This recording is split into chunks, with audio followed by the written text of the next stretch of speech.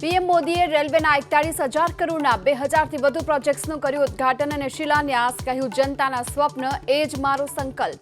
अभी तो इस सरकार के तीसरे टर्म की शुरुआत जून महीने से होने वाली है।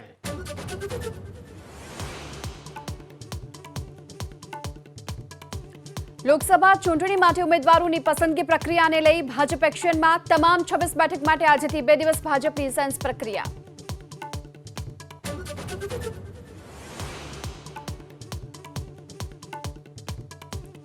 મોરબી જિલ્લા કોંગ્રેસમાં રાજીનામાનો સિલસિલો યથાવત। મહામંત્રી ચેતન એરવાડિયા અને પ્રકાશ બાબરવા સહિત શહેર કોંગ્રેસ ઉપપ્રમુખ અશ્વિન વેડજાનું રાજીનામું।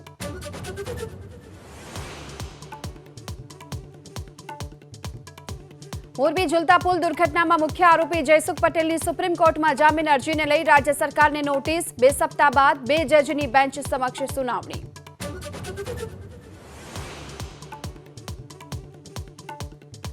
ટેકાના ભાવે ખરીદી માટે કાલથી રજીસ્ટ્રેશન થશે શરૂ। ખેડૂતો વીસી મારફતે કરાવી શકશે નોંધણી। ઘઉં પ્રતિ ક્વિન્ટલ 2,275ના ભાવે ખરીદાશે।